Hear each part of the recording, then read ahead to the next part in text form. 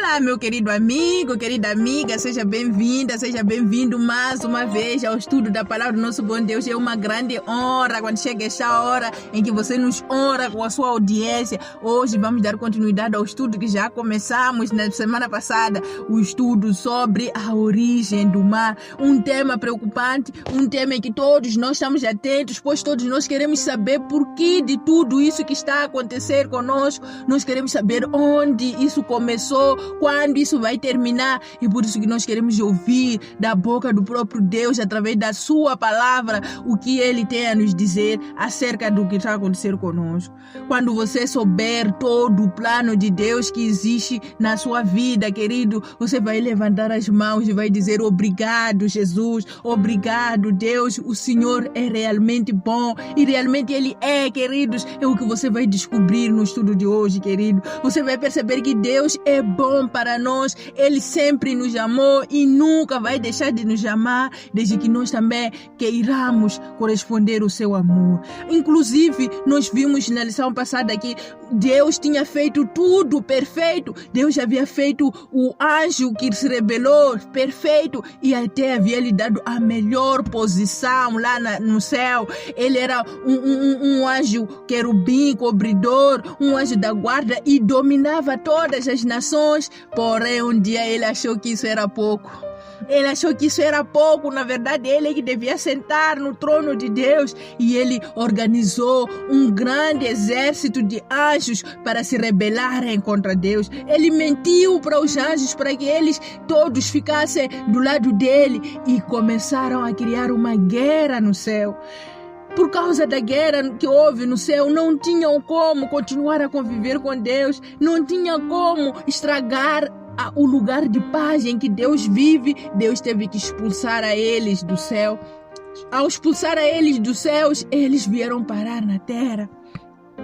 Aqui na terra, queridos, existia um casal. Esse casal, Deus havia criado a ele de uma maneira muito bonita, pois era um casal feito à imagem e semelhança de Deus. Esse casal havia sido dado um lar. Eles viviam no jardim do Éden, e Deus havia dado uma ordem a esse casal: não comam da árvore do conhecimento do bem e do mal. E nós vimos por que Deus tinha dado essa ordem. Era uma prova de amor, era uma repreensão, porque quem ama disciplina, era uma proteção para que eles não se aliassem ao mal automaticamente.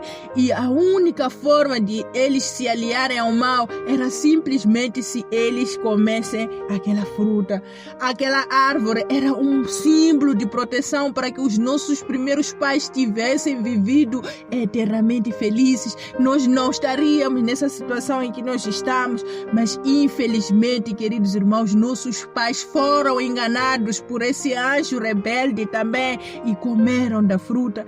Eles foram enganados e comeram a fruta proibida. Eles desconfiaram do seu Criador, eles não acreditaram na palavra do seu Criador, caíram na grande ruína da sua vida, que se alastra até os nossos dias, queridos. E hoje, queridos, queremos perceber por que nós entramos nisso, por que nós estamos envolvidos nesse grande conflito, sendo que nós não pecamos. Quem pecou foi esse casal. Por que nós então estamos envolvidos nesse sofrimento todo?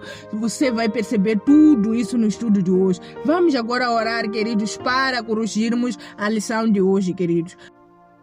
Bondoso Deus, bondoso Pai, que habita nos altos céus, louvado e exaltado seja teu nome. Entramos na tua presença mais uma vez nesta hora, Pai, para mais uma vez pedirmos que o Senhor envie o teu Santo Espírito de modo a nos fazer compreender esse tema tão preocupante, tão relevante, para que nós possamos tomar uma decisão em que lado nós preferimos estar. Permita, Pai Santo, que o teu Santo Espírito envolva cada um de nós que acompanha esse estudo de modo a compreender, seja com cada um de nós que possa estar a passar por situações. Console, Pai, cada um, para que entenda que o Senhor nunca o abandonou. Seja feita a sua vontade em cada um de nós, em nome de Jesus. Amém. Aqui está o número 1 do nosso questionário. Dizia: quem foi o primeiro a cometer pecado.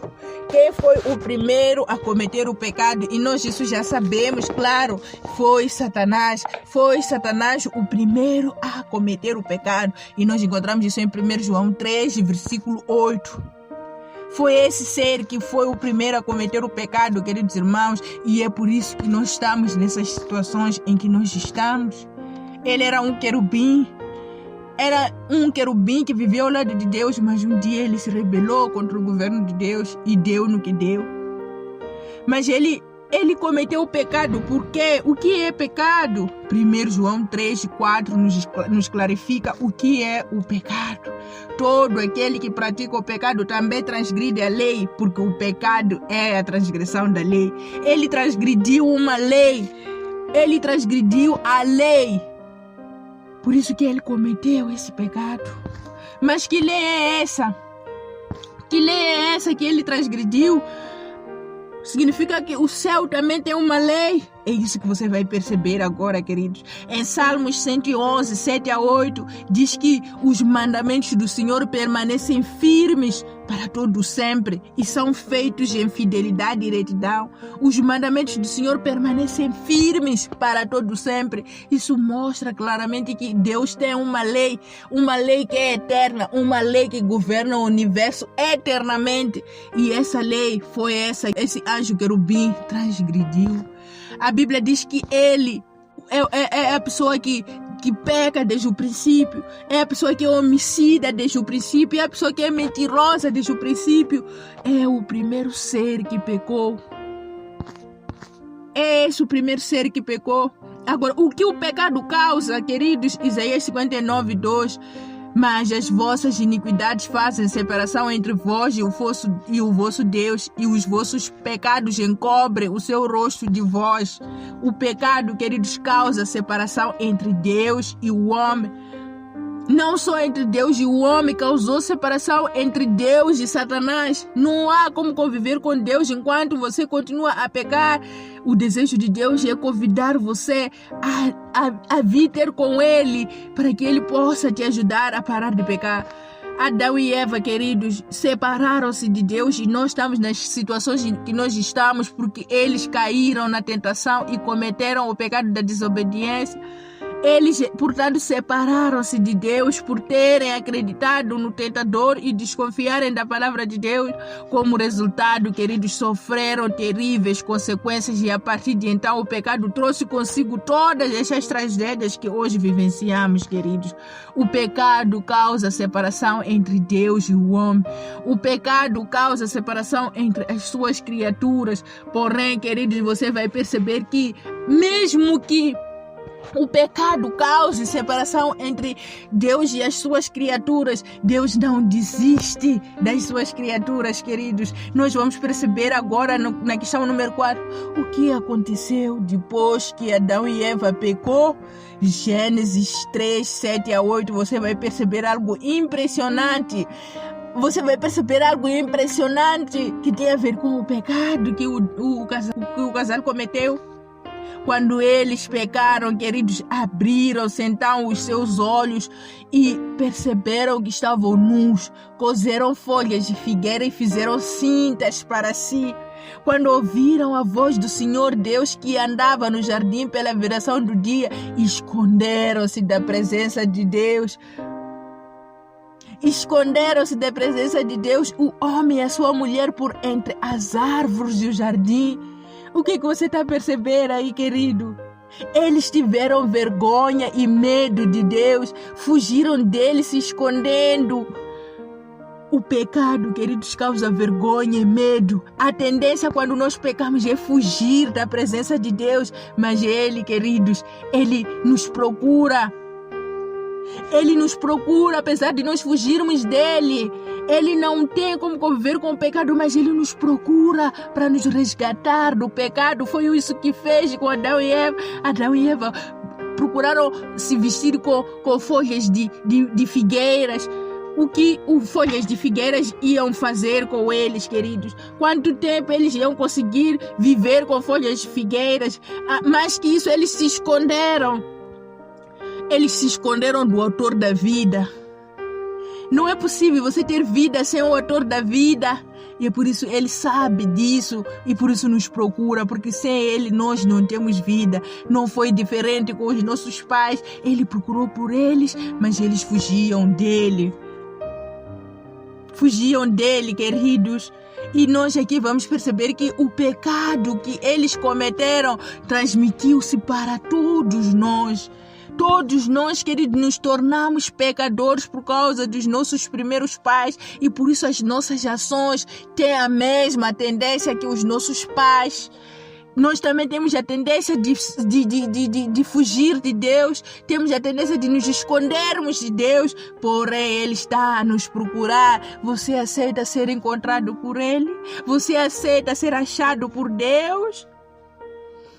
Salmos 51:5 diz: eu nasci na iniquidade e em pecado me concebeu a minha mãe. Nascemos todos nós, queridos, neste mundo na condição de pecadores. E isso é notável. Você já viu uma criança como ela age? Nós nem precisamos nos esforçar muito para nós vermos que a criança já nasce com a natureza pecaminosa. Ela quer fazer o mal, mas porém deve ser ensinado o bem. Desde pequenos não precisamos de nos esforçar muito para cometer pecados, sejam por pensamentos, palavras, rancores ou ações. Essa, queridos, é a triste condição da raça humana. Nós todos, queridos, herdamos o pecado dos nossos primeiros pais. É por isso que Deus está à nossa procura, porque Ele sabe que nós somos miseráveis, nós estamos separados da sua glória por causa do pecado, porém Ele quer nos resgatar, queridos, para que possamos mais uma vez estar ao lado dele. Na linha B dizia Romanos 5:12: por que então nós estamos a sofrer com quem entrou o pecado? Assim como por um só homem entrou o pecado no mundo, e pelo pecado a morte, assim também a morte passou a todos os homens, porque todos pecaram. Nós, queridos, nós muitas das vezes não temos culpa daquilo que eles fizeram, porém nós herdamos o pecado deles e por isso todos nós somos pecadores. Não há ninguém que possa dizer que não, eu sou justo, não. A Bíblia diz que todos são pecadores e estão destituídos da glória de Deus. Ninguém pode estar na presença de Deus nessa condição pecaminosa em que se encontra, querido. Agora, o que é que Deus fez ao primeiro casal depois que eles pecaram? E qual é a certeza que transmitiu a eles, demonstrando que ele continuava a amá-los e continuaria a amar a sua descendência?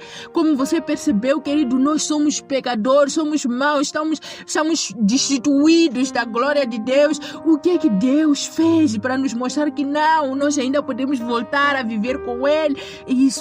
Essa é a parte mais importante que você vai ouvir, queridos. É a parte mais impressionante desse estudo, que mostra o amor que Deus tem pelas suas criaturas.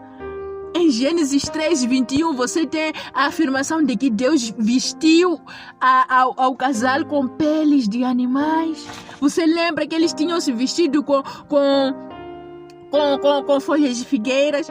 Queridos, ele viu que as folhas de figueira não iam lhes levar a lado nenhum. O que ele fez? Vestiu-lhes com peles de animais. Pois a pele de animal, você sabe que é resistente. Ele mostrou que não, vocês não têm como viver com folhas de figueiras. Vocês precisam vestir algo que possa vos proteger por muito tempo.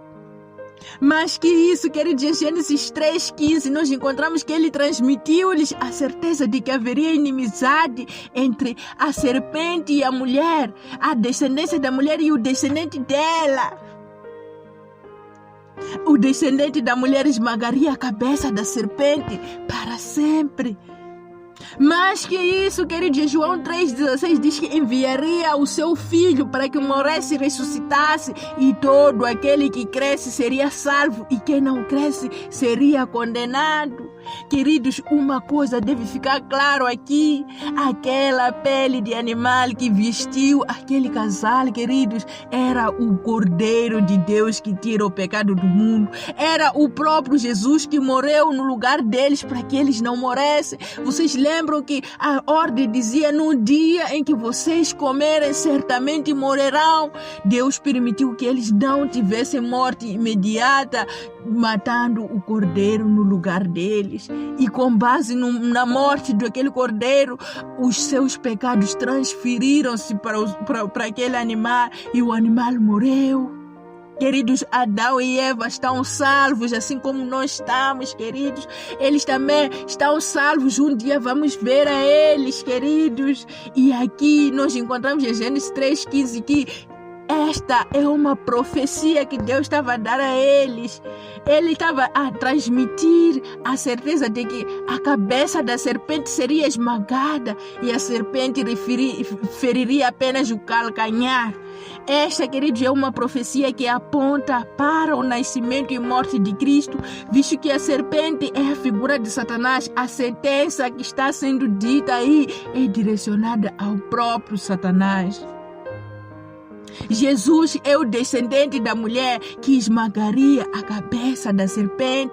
Ele deixaria o céu e através do Espírito Santo nasceria de mulher, viveria como homem, sofrendo as mesmas tentações que nós sofremos e por sua morte e ressurreição decretaria o fim do domínio de Satanás. Hebreus 2:14. Vocês lembram na lição passada que nós lemos em Romanos 6:16 que ele tem domínio sobre toda a humanidade. Em Lucas 4:6-7 nós lemos que tem um domínio sobre todos os reinos do mundo. Em Jó 2:7 nós encontramos que ele tem um domínio sobre toda a terra. Ele rodeava por toda a terra. Pois é, queridos, esse domínio ele deixou de ter no dia em que ele foi esmagado a cabeça por Jesus na cruz.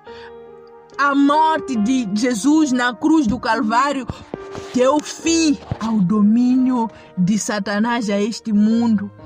Deu fim ao domínio de Satanás a este mundo. Adão e Eva voltaram mais uma vez a serem aceitos como os filhos de Deus. E Deus voltou a ter o domínio por esta terra, queridos.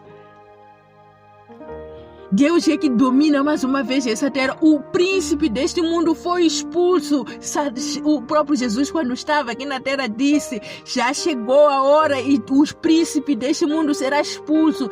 Satanás deixou de ter autoridade sobre nós, queridos. Desde que nós nos apeguemos a Deus, nós já não somos mais dominados por Satanás, queridos. Essa profecia de Gênesis 3:15 estava a apontar para o fim do domínio de Satanás, e Satanás já está derrotado. Satanás já está derrotado, é um cadáver ambulante, e todos aqueles que se aliam a Satanás também serão derrotados. Por isso você não precisa ser um derrotado, você não precisa ser um cadáver ambulante, você precisa ser um vitorioso e aliar-se a Deus, aliar-se a Jesus, aliar-se àqueles que se preparam para que um dia possam viver eternamente com o nosso Deus. Amém, queridos? Na questão 7 nós temos a pergunta: qual é a consequência final do pecado e como podemos vencer o pecado e a Satanás que nos tenta a pecar? A resposta é clara: a consequência final do pecado é a morte.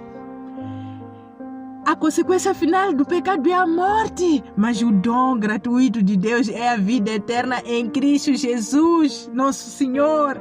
Amém, queridos? O salário do pecado é a morte, mas a vida nós iremos encontrar em Jesus Cristo. É por isso que eu disse para você se aliar a Cristo, para que você tenha vida.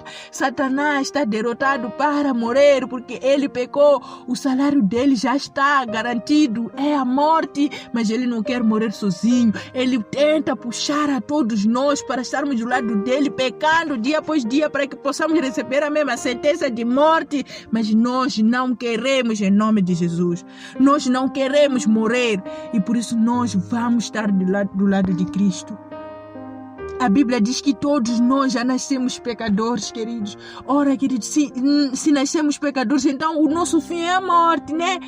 o salário do pecado é a morte. Mas existe outra saída, graças a Deus. Outra saída, queridos, é o verso 6:23, que afirma, porque o verso diz: mas o dom gratuito de Deus é a vida eterna.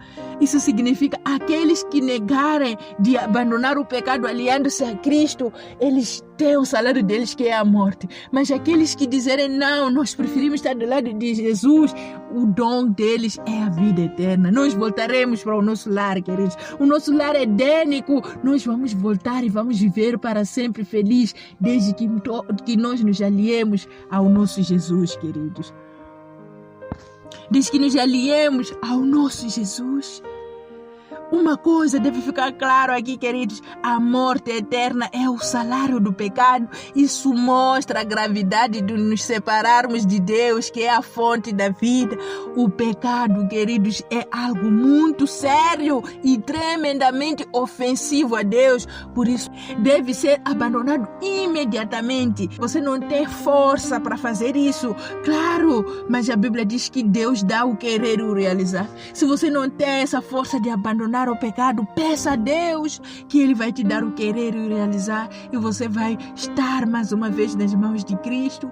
Deus não leva em conta o tempo da ignorância. Ele nem tem nada a ver com tudo que você já fez, desde que agora você diga: eu quero estar do teu lado, Pai. E Ele te aceita com braços abertos. Não é lindo isso, querido? A linha B diz: como nós podemos vencer o pecado? Essa é a parte mais maravilhosa também. Romanos 8:37 diz: mas em todas estas coisas somos mais do que vencedores por meio daquele que nos amou. Quem é que nos amou? Cristo Jesus. Quando Ele se ofereceu naquela cruz, Ele estava a demonstrar um grande amor, e por isso nós hoje somos mais do que vencedores de tudo aquilo que nos separa de Deus. Nós podemos vencer o pecado em Cristo Jesus. Em Cristo Jesus nós podemos vencer o pecado. 1 Coríntios 10:13 diz assim: não veio sobre vós tentação senão humana, mas fiel é Deus, que não vos deixará tentar acima do que vocês podem suportar. Antes, com a tentação dará também o escape, para que a possais suportar. Essa é a palavra maravilhosa que hoje podíamos ouvir. Todo o sofrimento que você vive nesse mundo não é acima das suas capacidades.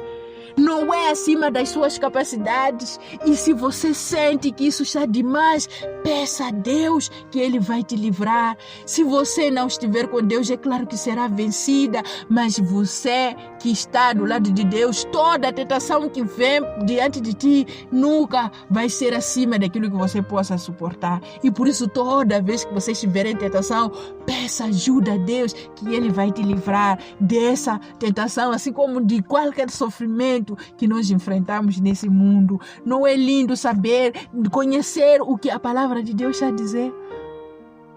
Não é lindo saber o que Deus tem a nos revelar, queridos? Você percebe agora que realmente Jesus resolveu o problema do pecado no céu, expulsou os anjos rebeldes, mas no jardim Ele apresentou a solução do pecado através da promessa da vinda de Cristo. Só que agora o cenário é outro, não é no céu, nem no jardim, e muito menos é Adão e Eva, mas sim é nós. Nós estamos a sofrer um grande conflito, queridos, de escolher entre o bem e o mal. Você está conseguindo perceber a batalha em que você está inserido? Você está a perceber que precisa realmente do Salvador? Decida hoje, querido, escolher estar do lado do Salvador. É o único que pode te resgatar desse mal todo em que nós estamos envolvidos, queridos. Apocalipse 12:11 diz que o venceram por causa do sangue do Cordeiro e por causa da palavra do testemunho. A vitória sobre Satanás, queridos, nós só vamos encontrar no sangue de Jesus e na palavra do testemunho. Quando você apega-se a Jesus, Ele vence por você. Na verdade, Ele já venceu na cruz do Calvário. Ele só quer que você o aceite e confiar nele totalmente. Você aceita isso? Você está a perceber, querido, que o mal tem solução?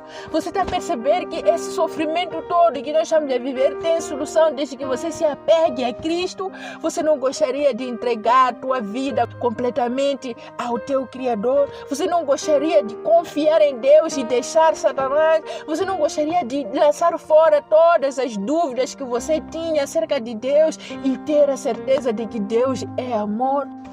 Se você gostaria, querido, louvado seja o Senhor, e a partir de hoje tenha certeza que Deus enviará o teu Santo Espírito para que sempre te acompanhe. Em nome de Jesus. Amém.